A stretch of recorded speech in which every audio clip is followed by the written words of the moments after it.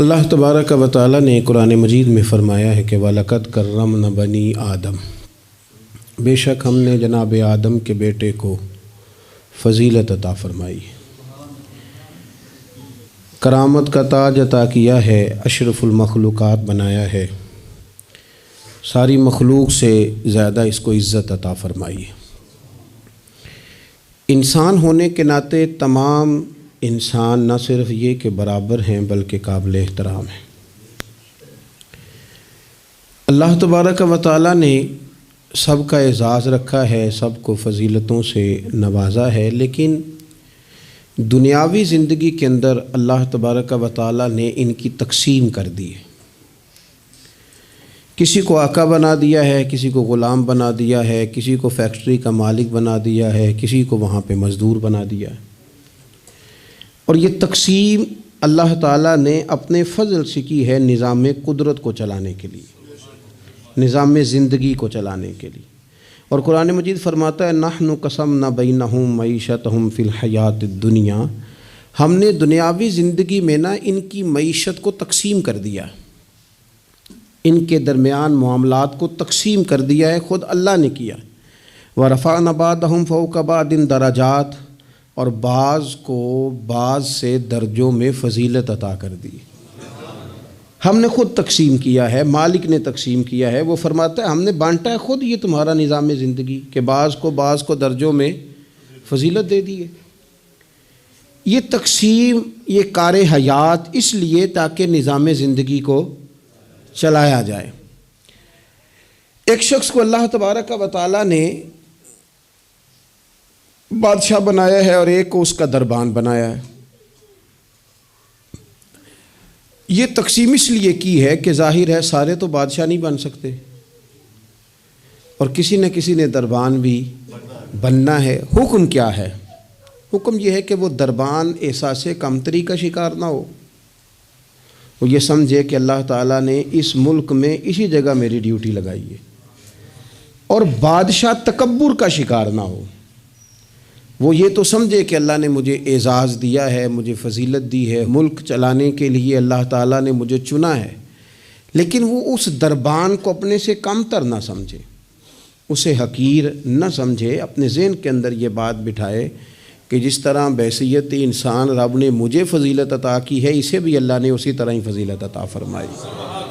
اور اگر انسان ہونے کے ساتھ ساتھ وہ مسلمان بھی ہے، مومن بھی ہے، تو پھر تو نبی پاک صلی اللہ تعالیٰ علیہ وسلم نے فرمایا میرے مومن کی عزت اللہ کی نظر میں کعبے سے بھی زیادہ ہے، پھر تو اور زیادہ فضیلت اس کی سمجھے گا۔ ہم نے اس تقسیم حیات کو اپنے اوپر طاری کر لیا ہے، اور کچھ لوگ احساس کمزوری کا شکار ہو گئے ہیں، اور کچھ لوگ ایسے ہیں جو بلا وجہ تکبر کا شکار ہیں۔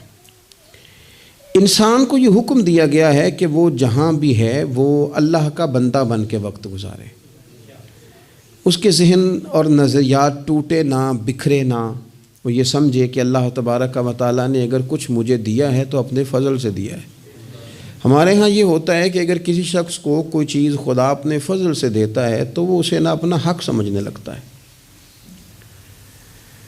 اور وہ محسوس کرتا ہے کہ یہ معاذ اللہ مجھے ملنی ہی چاہیے تھی، میں اسی کا حقدار تھا۔ وہ چیز پھر اس بندے کو بعض اوقات تکبر میں مبتلا کرتی ہے، بعض اوقات خود پسند بنا دیتی ہے، اور بعض اوقات جو اس کی بہترین صلاحیتیں ہوتی ہیں وہ صلاحیتیں زنگ آلود ہو جاتی ہیں، اخلاقی کمزوریاں اس کے اندر جڑ پکڑ جاتی ہیں۔ محبوب سبحانی حضرت غوث اعظم صمدانی شیخ عبد القادر جیلانی رضی اللہ تعالیٰ عنہ ارشاد فرماتے ہیں کہ تو جہاں بھی ہو نا اپنی سوچ کو عاجزی والی بنا۔ آپ فرماتے ہیں اگر تیری عمر زیادہ ہے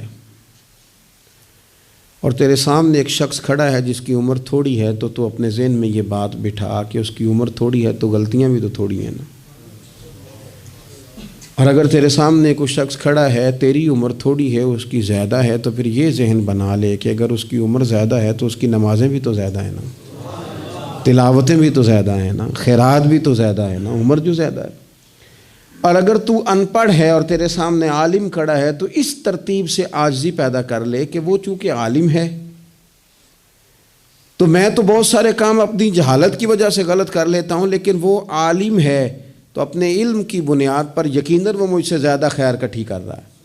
اور اگر تو عالم ہے اور تیرے سامنے جاہل کھڑا ہے تو پھر بھی تو اپنی طبیعت میں عاجزی لا، اور تو یہ ذہن بنا کہ وہ اگر کوئی غلطی کرے گا بھی تو اپنی جہالت کی وجہ سے کرے گا، تو مجھے تو پتہ ہے سارا، ایسا نہ ہو کہ میرا گناہ ڈبل لکھ دیا جائے۔ اب جہاں ہیں جس ترتیب سے ہیں اس ترتیب سے ہی اپنی طبیعت کے اندر عاجزی لائیں۔ نبی پاک صلی اللہ تعالی علیہ وسلم نے فرمایا، حضرت عبداللہ ابن مسعود رضی اللہ تعالیٰ عنہ حدیث کے راوی ہیں، حضور نے فرمایا جس کے دل میں رائی کے دانے کے برابر بھی تکبر ہوا وہ شخص جنت میں نہیں جائے گا۔ تو عرض کی یا رسول اللہ صلی اللہ علیہ وسلم، ایک آدمی اچھا لباس پہنتا ہے، اچھا بن کے رہنا چاہتا ہے، صاف ستھرا بن کے رہنا چاہتا ہے، تو کیا یہ بھی تکبر ہے؟ تو سرکار نے فرمایا نہیں، اللہ تو خوبصورت ہے، خوبصورتی کو تو پسند فرماتا ہے۔ تو یا رسول اللہ صلی اللہ علیہ وسلم پھر تقسیم کس طرح کریں؟ تکبر کے مفہوم کو کیسے سمجھیں؟ تو دو باتیں نبی پاک علیہ السلام نے ارشاد فرمائیں۔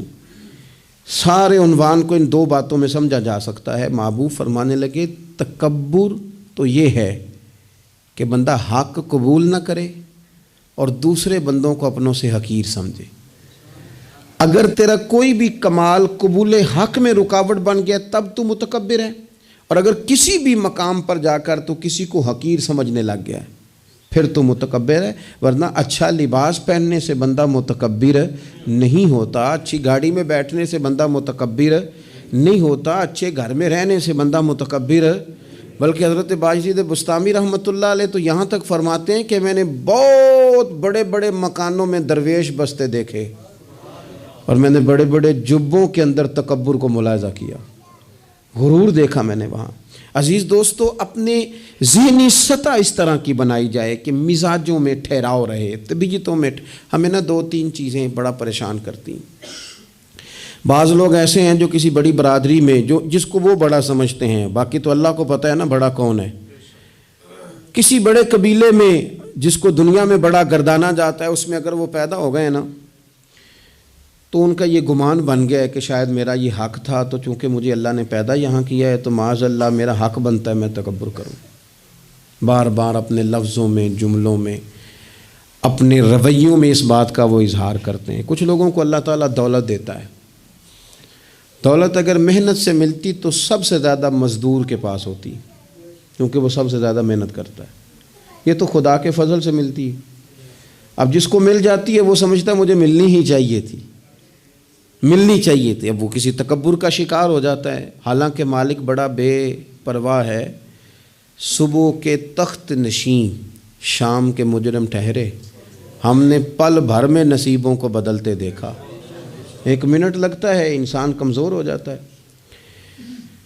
تو لوگ دولت کے زور پر اپنے آپ کو تکبر کا شکار کر لیتے ہیں، اور بعض لوگوں کو اللہ تعالیٰ اپنے فضل سے علم عطا کرتا ہے، اور اس سے مراد صرف دینی علم ہی نہیں۔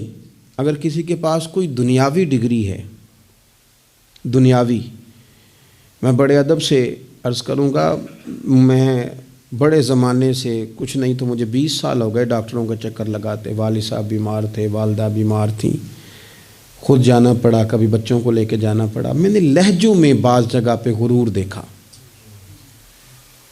لہجوں میں، یعنی ڈاکٹر کے دو میٹھے بول نہ بندے کی طبیعت ٹھیک کر دیتے ہیں، لیکن وہ اس کے لہجے میں، اب چونکہ وہ ڈاکٹر ہے اور جناب مجھے تکلیف ہے، میں ذرا جلدی چیک کرانا ہوں، سب کو تکلیف ہی ہوتی ہے، سارے تکلیف سے ہی آتے ہیں، باہر بیٹھو دیکھ لیتے ہیں۔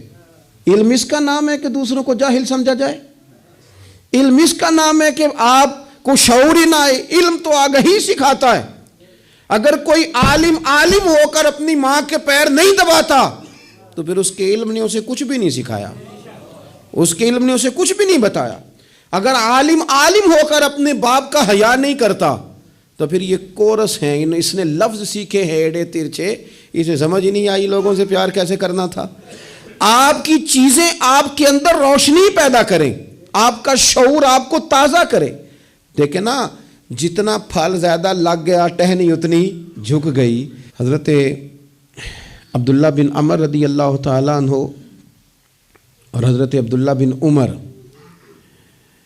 دونوں بیٹھے تھے۔ ایک صحابی ہیں عبداللہ بن عمر بن عاص رضی اللہ تعالیٰ عنہ، اور ایک سیدنا فاروق اعظم کے بیٹے ہیں جن کو عبداللہ بن عمر کہا جاتا ہے۔ دونوں بیٹھے تھے۔ عبداللہ بن عمر اٹھ کے چلے گئے تو عبداللہ بن عمر نے رونا شروع کر دیا، دیر تک روتے رہے۔ اللہ کرے کسی کو کوئی ایسا یار ملے جسے مل کے بندہ روئے۔ ایک باری میریاں اکھیاں چوں اونا نے اتھرو پونجے سن، ہن تے چسکا پہ گیا رونے دا تے ہر ویلے آہو زاری دا۔ وہ چلے گئے اور انہوں نے رونا شروع کر دیا، روتے جا رہے ہیں۔ بچوں نے کہا کیوں روتے ہو؟ کہنے لگے یار وہ عجیب بات بتا گیا ہے۔ وہ کہتا ہے میں نے حضور علیہ السلام سے خود سنا ہے کہ جس کے دل میں رائی کے دانے کے برابر تکبر ہو جنت میں نہیں جائے گا۔ روتا ہوں، انسان ہوں، کبھی کوئی بات ہو ہی جاتی ہے، کبھی کوئی پریشانی ہو ہی جاتی ہے، پھر اپنے ارد گرد والوں سے کہنے لگے دعا کرو رب عاجزی کی توفیق دے دے، اللہ بڑے بول سے بچا لے۔ عزیز بھائیوں، مزاجوں کے اندر حضرت شیخ سعدی رحمۃ اللہ علیہ، میں نے کچھ لوگوں کو دیکھا ہے اگر کوئی نیک کام کر لیتے ہیں نا تو پھر وہ کہتے ہیں چونکہ میں نے کیا لہذا ساری دنیا فوراً یہ کرے۔ آپ یہ کیوں نہیں سمجھتے کہ رب نے آپ کو توفیق دی ہے تو آپ عاجز ہو جائیں اللہ کے بندے، آپ عاجزی اختیار کریں۔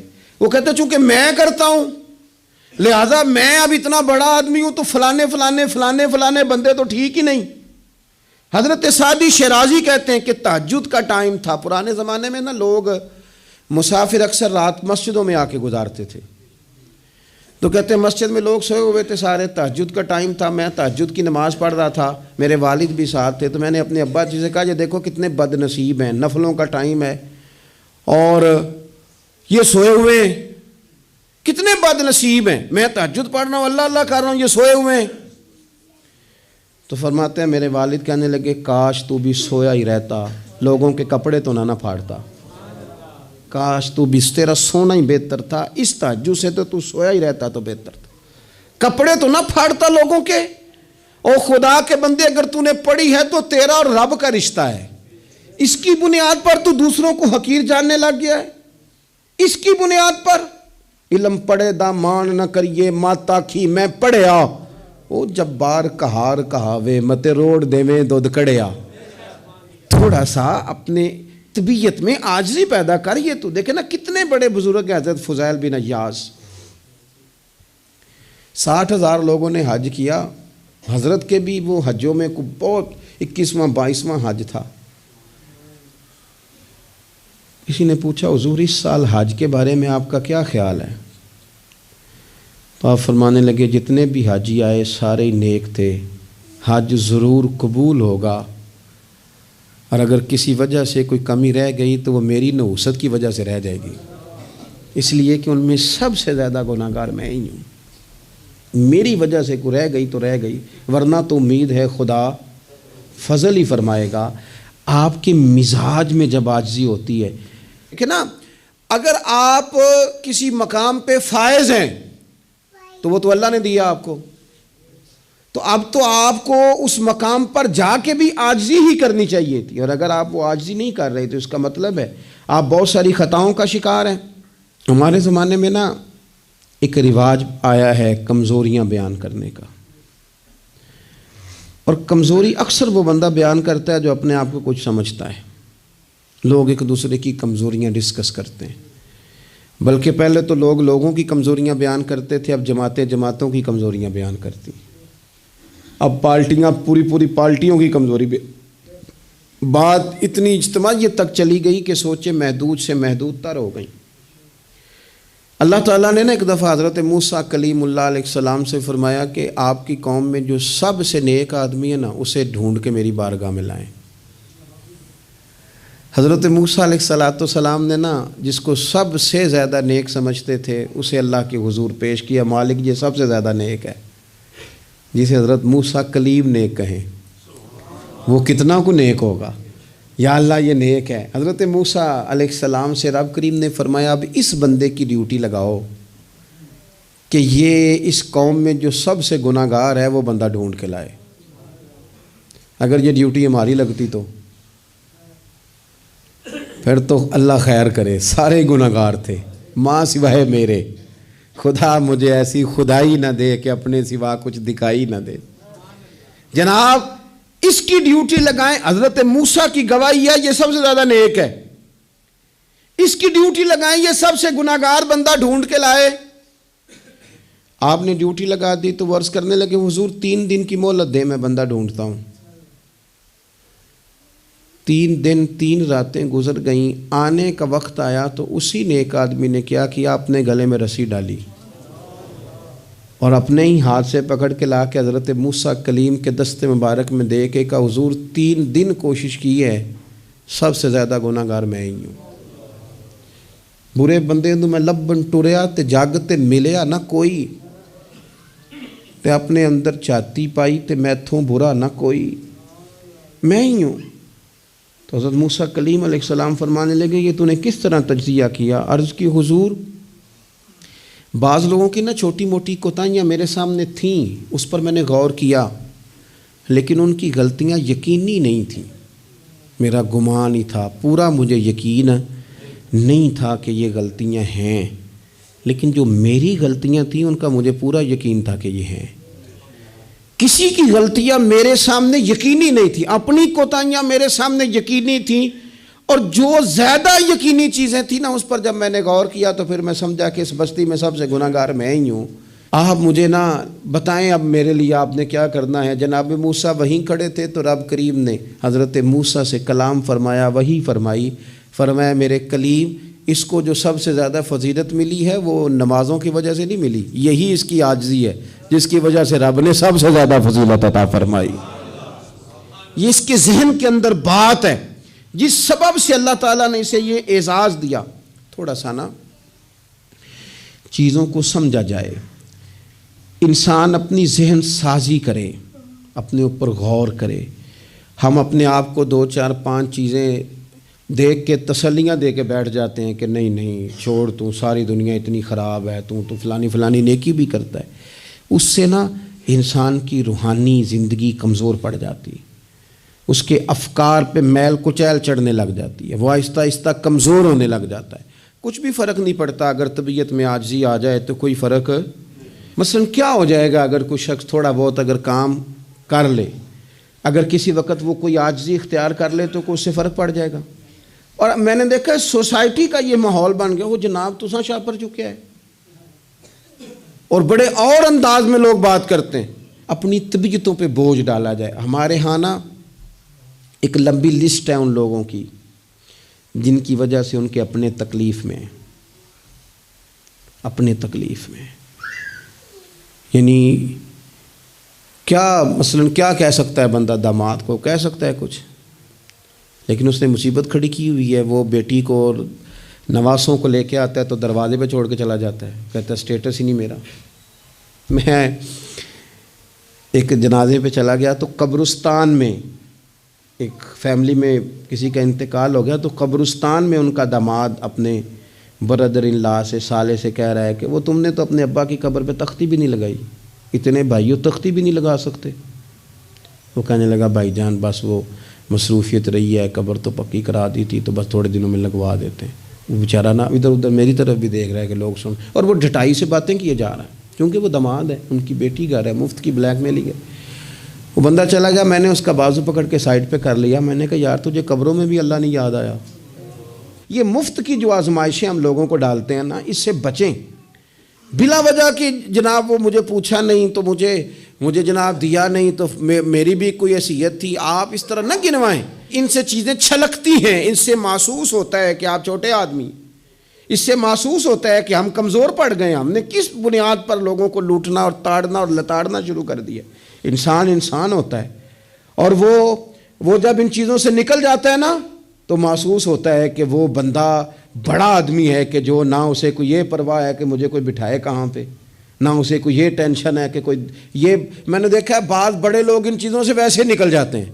حضرت عمر رضی اللہ تعالیٰ عنہ مال غنیمت کا اونٹ گم ہو گیا تو تلاش کر رہے تھے، تو ایک بندے نے کہا کسی غلام کو کہہ دیتے، فرمانے لگے میں بھی تو غلام ہی ہوں، میں بھی تو اپنے محبوب کا غلام ہوں، کسی غلام کو کہہ دیتے، اس کا کیا مطلب؟ اس لیے اس تکبر سے اپنے آپ کو بچا کے لوگوں کے لیے آسانی کی جائے، اپنوں کو پیار دیا جائے، اپنوں کو محبت دی جائے۔ جب آپ کسی سے پیار کریں گے، اعزاز دیں گے، تو اس میں محسوس ہوگا کہ ہماری اپنی بھی کوئی شان ہے، عظمت ہے، ہم وزادار ہیں۔ دیکھیں میرے نبی پاک صلی اللہ تعالیٰ علیہ وآلہ وسلم کے صحابہ حضور کا اتنا ادب کرتے تھے کہ نبی پاک صلی اللہ علیہ وسلم کے دروازے پر نہ پوری ہتھیلی سے دستک نہیں دیتے تھے، انگلی کے پوروں سے، ناخنوں سے۔ ادب ہے۔ کسی نے کہا تھا کہ باب جبریل کے پہلو میں ذرا دھیرے سے، خواجہ فخر الدین فرماتے ہیں باب جبریل کے پہلو میں ذرا دھیرے سے، فخر کہتے ہوئے جبریل کو یوں پایا گیا، ہم نے نا پلکوں سے درے یار پہ دستک دی ہے، کیونکہ ذرا آواز اونچی ہوئی تو عمر کا سرمایا گیا۔ صحابہ یوں ادب کرتے کہ اونچا سانس نہیں لیتے تھے حضور کی بارگاہ۔ نبی پاک صلی اللہ علیہ وسلم کے وجود سے وضو کا پانی تو وہ نیچے نہیں گرے گا، وہ نیچے تھیلیاں کر دیتے تھے۔ آنکھیں حضور کی بارگاہ میں نہیں اٹھاتے تھے۔ بعد سے پوچھا داتا حلیہ بیان کر دو، کہتے تھے اتنی جرت ہی نہیں تھی حضور کو دیکھ سکیں۔ وہ اتنا ادب کرتے، لیکن نبی پاک صلی اللہ علیہ وسلم کا ان کے ساتھ معاملہ کیا تھا؟ جنگ بدر کے لیے جب سواریاں جا رہی تھی نا، تو ایک ایک سواری پہ 3 لوگ تھے۔ تو اسلام مذہب بڑا حسین ہے نا، یہ رحمت للعالمین محبوب کا پیغام ہے نا۔ اب ایک ایک سواری پہ 3 بندے بیٹھیں گے، تکلیف ہوگی۔ طے یہ پایا کہ 2 بیٹھ جائیں، ایک پیدل چلے۔ نبی پاک صلی اللہ علیہ وسلم نے فرمایا مجھے بھی 2 بندے دے دو۔ نصیبہ جاگا سیدنا ابو لبابہ کا، حضرت علی المرتضیٰ شیر خدا کا۔ یہ دونوں رسول پاک صلی اللہ علیہ وسلم کے ساتھ ہیں۔ اب ایک دفعہ باری حضرت ابو لبابہ سرکار کے پیچھے بیٹھیں گے، مولا علی پیدل چل رہے ہیں۔ اس شخص کا کمال تو دیکھیں جس کے ہاتھ میں اس سواری کی لگام ہے جس کے سوار مدینے والے رسول ہیں صلی اللہ تعالیٰ علیہ وسلم۔ پھر باری آئی حضرت علی پیچھے بیٹھے ہیں، لگام حضرت ابو لبابہ نے تھام لی۔ وہ سوئے لال ہزار پھرتے ہیں اور تیرے دن اے بہار پھرتے ہیں۔ نبی پاک صلی اللہ علیہ وسلم کی سواری کی لگام تھامی ہوئی، باری لگ گئی، حضور نے پیدل چلنا ہے۔ کیوں ہاتھ باندھے ہیں دونوں نے، عرض کی حضور خادم جو حاضر ہیں، مہربانی کریں نا، آپ بیٹھے نا، ہم پیدل چلتے ہیں آپ کی باری۔ تو نبی پاک صلی اللہ تعالی علیہ وسلم کا جو لہجہ ہے عزت دینے کا، 2 جملے حضور نے کہے، آپ دونوں جملوں میں حضور نے جو غلاموں کو عزت دی وہ بھی دیکھیے، سمجھانے کا انداز بھی دیکھیے، اور امت کے دلوں میں عاجزی پیدا کرنے کا طریقہ بھی دیکھیے۔ حضور سید عالم علیہ الصلوۃ والسلام فرمانے لگے تم دونوں مجھ سے زیادہ طاقتور ہو، تم زیادہ طاقت رکھتے ہو کہ پیدل چلو، میں بھی چل سکتا ہوں۔ اور پھر فرمایا تم دونوں کو کچھ زیادہ اجر کی ضرورت ہے، میں نے بھی تو اپنے رب سے اجر لینا ہے نا، دین کے رستے میں چلنے کا میں نے بھی تو اجر لینا ہے نا۔ تھوڑی دیر ہوئی ایک آیا کالیاں زلفاں والا، تھوڑی دیر ہی ہوئی ایک آیا سی کالیاں زلفاں والا، وہ 2 کڑیاں ہی میرے من وچ رکیا ہے، کر گیا نور اجالا۔ اتنا کرم 2 جملوں سے طبیعت ہی بدل گئی۔ فرمایا تم کو زیادہ طاقتور ہو، تمہیں کو زیادہ اجر چاہیے۔ آپ اگر پیار کریں گے نا، تھوڑی تھوڑی محبت کریں گے، تھوڑا تھوڑا انداز آپ اختیار کریں گے۔ میں نے دیکھا ہے کوئی افسر صاحب بن گئے ہیں، کوئی پیر صاحب بن گئے ہیں، کوئی علامہ صاحب بن گئے ہیں، ناراض نہ ہونا، کوئی نمازی صاحب بن گئے، کوئی حاجی صاحب بن گئے، کوئی فلانا صاحب بن گئے، تو بس وہ ہم کچھ نہ کچھ بن ہی گئے ہیں۔ اور جن لوگوں کو ہماری وجہ سے سکون مل رہا تھا وہ ڈھونڈ رہے ہیں، پتر ملے، بھائی ملے، شاگرد ملے، دوست ملے۔ یہ ساری صورتیں بھی تو لوگوں کو چاہیے۔ اور آپ کی عظمت میں، شان میں کوئی فرق نہیں پڑتا۔ آپ اگر کچھ ہے نا، صدر اگر ایوان صدر میں ہو تو پھر بھی صدر ہی ہوتا ہے، اور اگر دورے پہ ہو تو پھر بھی صدر ہی ہوتا ہے۔ حضرت عمر بن عبدالعزیز رحمۃ اللہ علیہ نا، آپ کو خادم دیا گیا تھا، بادشاہ وقت تھے نا، خادم ملا ہوا تھا، ایک رات کو آپ کے پاس رہتا تھا، ایک دن کو رہتا تھا۔ رات کو ایک مہمان آ گیا تو چراغ جل رہا تھا، جناب عمر بن عبدالعزیز رحمۃ اللہ علیہ کچھ لکھ رہے تھے، تو وہ خادم کی آنکھ لگ گئی، وہ سو گیا۔ انسان ہی ہے نا، نیند آ ہی جاتی ہے، لیکن وہ آتی ہے صاحب کو، چوکیدار کو تو نہیں نہ آنی چاہیے۔ پھر صاحب کہتے ہیں تو تنخواہ کا دی لینا ہے، تینوں رکھیا کا دے لیے، یہی لفظ ہے نا جی، اس کو تو نہیں نہ آنی چاہیے، ڈرائیور کو تو نہیں نہ آنی چاہیے، وہ تو نیند تو شاید صرف مالک کے لیے، ڈرائیور کے لیے تھوڑی ہے۔ تو اس کی آنکھ لگ گئی، اسے نیند آ گئی۔ خادم کو. حضرت عمر بن عبدالعزیز وہ چراغ جل رہا تھا تو وہ گل ہونے لگ گیا, بجھنے لگ گیا. مہمان کہنے لگا حضور میں ٹھیک کر دوں. فرمانے لگے نہیں, مہمانوں سے خدمت نہیں لیتے. خادم کو جگا دے. فرمانے لگے جاگتے رہتا ہے, آج ہی سو گیا ہے, کسی وجہ سے تھک گیا ہوگا. حضرت عمر بن عبدالعزیز خود اٹھ کے گئے, چراغ کی بتی ٹھیک کی, سلائی کے ساتھ دوبارہ جلایا, آ کے بیٹھ گئے. اب ظاہر ہے کہ بادشاہ سے ملنے کو بادشاہ ہی آیا ہوگا, کوئی وزیر ہی آیا ہوگا, تو اس نے اپنے لیول کی بات کی. کہنے لگا حضرت صاحب اس کو کس لیے رکھا ہوا ہے, سو گیا, اس کو جگاتے. تو وہ تو بڑی جلال میں بات کر رہا تھا نا, اور وہ بڑا تنقید کا اس کا لہجہ تھا کہ اس کو کیوں نہیں اٹھایا. تو حضرت عمر بن عبدالعزیز اس کو نارمل زندگی میں لے آئے واپس, اس کو کھینچ کے دوبارہ دنیا پہ لے آئے, زمین پہ. فرمانے لگے تو اتنا کیوں پریشان ہوتا ہے, میں جب چراغ ٹھیک کرنے گیا تھا تب بھی عمر بن عبدالعزیز ہی تھا, اور جب واپس آیا ہوں ٹھیک کر کے تو پھر بھی عمر بن عبدالعزیز ہی ہوں. مثلا میری کون سی سائیڈ ادھر گئی ہے, میں وہی ہوں. خدا کے بندے کیا ہو گیا, وہی ہوں. تو کس پریشانی کا شکار ہو گیا, میں وہی ہوں. دانش منداں دا کم ناہی دل دنیا تے لانا, اس ووٹی تے لکھ خامد کیتے, جو کیتا سو کھانا. بڑے بڑے عہدے ملتے ہیں دنیا, بڑے بڑے جاگیردار ہوتے ہیں, پھر وہ چلے جاتے ہیں. تو دانش مند آدمی دل نہیں لگا کے بیٹھ جاتا. اس لیے لہجوں میں عاجزی, انداز میں عاجزی, رویے میں عاجزی, بولنے میں عاجزی, بات کرنے میں عاجزی, کسی سے ملنے میں عاجزی, کسی سے لینے میں بھی عاجزی اور عطا کرنے میں بھی عاجزی, اور نظروں میں بھی عاجزی, ذہنوں میں بھی عاجزی, دل میں بھی عاجزی. اور یہ کہاں سے ملے گا, یہ دروازہ رسول سے ملے گا. تیری صورت تیری سیرت زمانے سے نرالی ہے, اور تیری ہر ایک ادا پیارے ادائے بے مثالی ہے.